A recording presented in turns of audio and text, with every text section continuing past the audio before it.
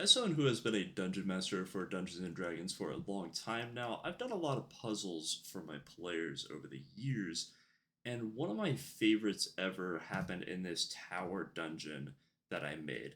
Basically, the premise of it was they got teleported into this room. It looked like it was a massive plane expanding for miles, but there was a small village with a small market in the center of the village that was surrounded by just one tree in a circle all the way around. And it's one of my favorite puzzles that I've ever done, so I wanted to go ahead and show you guys how I did it. So we're going to open up Paint here, and I will walk you guys through it. So basically, you would have these, green is the tree. So you would have the trees, right? You would have the outer rim of the trees. And this would kind of just be a buffer to show the players where they're supposed to be. So it psychologically kind of is like, this is kind of where you are meant to be at, and everywhere else they go leads to nothing. So eventually they come back to the town, even if you have players who go, oh, well, I don't want to be here, they'll still come back to the town and do the puzzle eventually. So obviously, you would have a normal town, right? You can have as many houses as you want in this town, and you can have them placed however you like throughout the town. And that is one of the great things about this puzzle is the town, the trees, and the plains outside of the trees don't matter. That means this puzzle can be transferred out of this scenario. So you don't need the plane, you don't need the trees. You could just do this in a normal room, and that's one of the things I love. But I always recommend making this some sort of circular or something that has like kind of a pattern behind it, so that way when your players go into it, it's a little bit easier to understand, as we all have been there with D&D where a simple puzzle to the DM just takes forever. And to the DM, it's hilarious because usually it's as simple as you flip a lever, or it's as simple as you just go somewhere and you pick up an item and it works out. So obviously, all of these are the houses. So house is yellow, and this is our tree. So trees are green. Now, what do I like to do? This is where the puzzle starts, right? So I like to make shops. And how do you make these shops? You can make it four, five, six, seven, eight. It doesn't matter how many of these shops you have, as long as you have more than one. That is the most important part, is you need more than one of these shops in here. So what I personally do is I will go with five. Five is usually the magic number I have figured out for most D&D things. Five, three, seven, odd numbers are always usually pretty good when it comes to anything D&D. I don't know what it is, but when people see odd numbers, it confuses them more, and it makes it like a slightly harder puzzle. You just kind of recognize a lot of the time with newer players or maybe more inexperienced players, they just don't understand that there being five doesn't matter. Especially because most of the time a DM is going to put emphasis on it, right? You would explain what they see, you explain the plains, you explain the trees, you explain that houses, and then you say, in the center of town, you see where five shops have been laid out. And when they approach these shops, I like to make it very, very simple. Nobody in this village ever trades for money. And that's where the puzzle starts. Because when nobody trades for money, you have to come up with a different trade. So, what I do for this personally is you'll have, let's say, this guy, he trades bacon. He loves trading bacon. He trades bacon as his currency all around town. And then maybe the guy next to him sells bread. We'll put BR for bread. So this guy sells bread, this guy sells bacon. Now, if you're a DM for a while, you might know where I'm going with this, but I will continue to explain. So we will have the next guy in the list, and he will, let's do a different color of green, and he will sell lettuce. Okay. So we have bacon, lettuce, and bread. And then you'll go maybe the next guy, and maybe this guy sells tomatoes. Final guy, you can really have him sell anything you want. I like to usually make it something exotic because it just confuses them a little bit more and it adds to the puzzle when there's something that's not normally in your D&D world that all of a sudden is in this random kind of pocket dimension area in this random town.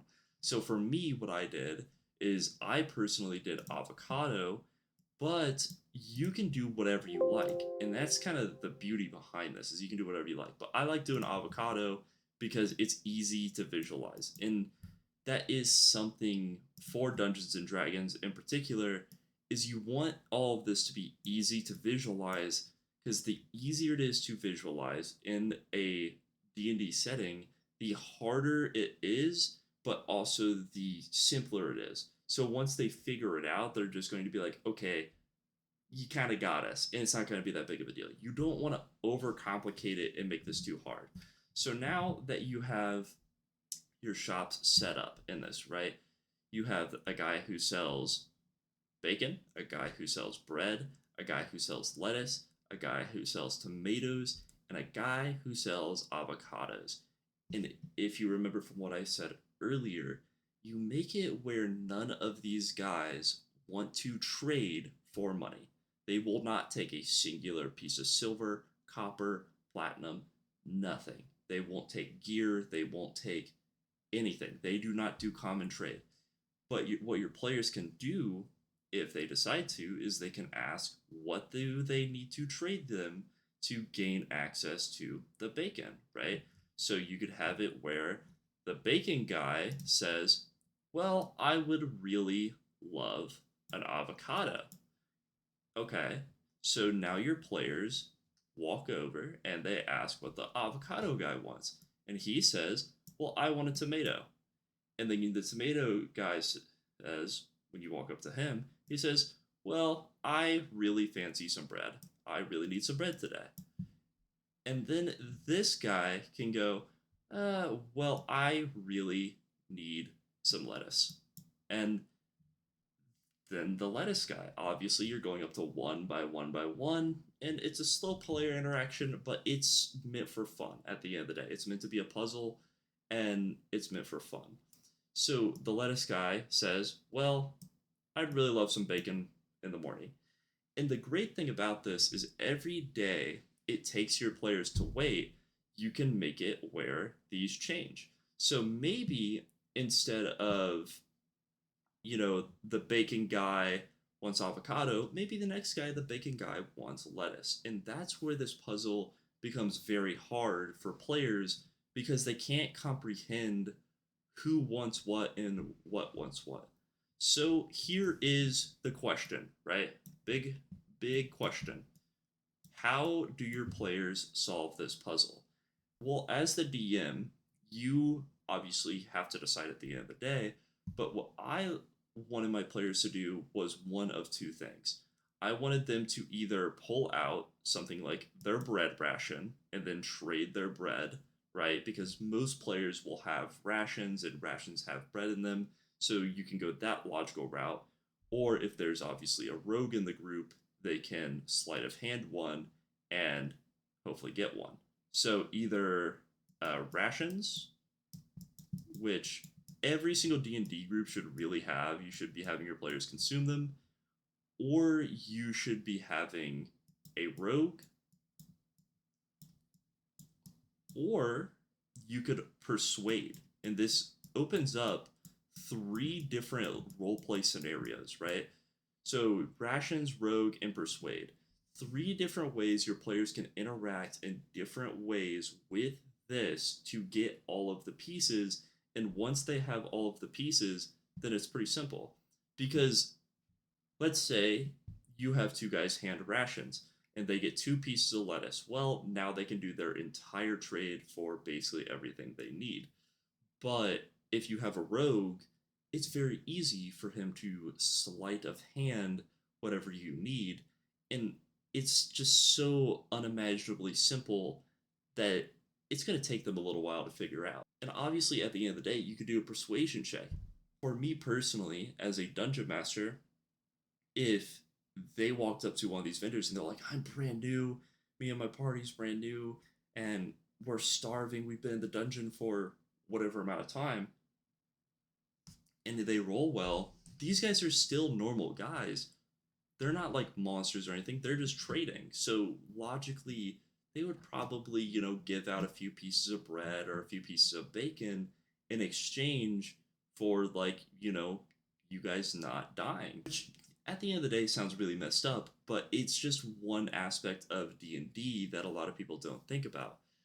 But what is the goal once they get all the ingredients, right? So they get enough of bacon and they trade through and they get one of each ingredient. Okay, they have one of each. So what happens now? One each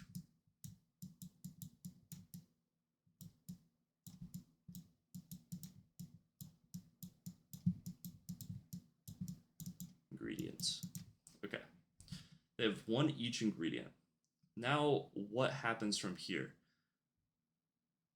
So this is called the sandwich test, is what this puzzle is called. Your entire goal this entire time as a DM is to basically have them make a sandwich where you will have the lettuce, you will have these strips of bacon. I'm going to make them pink because I forgot. You can have these strips of bacon. And it doesn't matter what order these are put in. That's the thing. As a DM, you just make the decision. It doesn't matter what order this is put in, right? And the reason I like to do that personally is so that way it's not overcomplicated. The entire goal of this is for them to make a sandwich. When this sandwich is made, what it's going to do is, as a DM, you can describe this in any way you want. You can have something magically appear, like a doorway or something like that.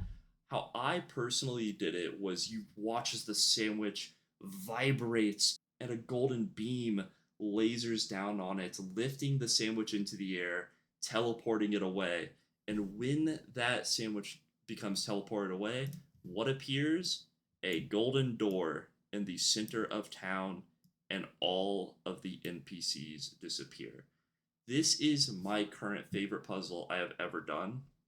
I can't do it anymore because obviously my players would know about the puzzle, but as a overall, it's just a fun puzzle. Not only will it take a long period of time, so maybe if you didn't plan a lot, this is a good puzzle to do, but it's also a simple enough puzzle where if they write down what's really happening or they really take it in, they'll figure it out pretty quickly as long as that's what they're doing. This puzzle in general really only will super, super stump players. I mean, hours, 5, 6, 7, maybe even days of IRL time if like the players don't care about playing the game at all.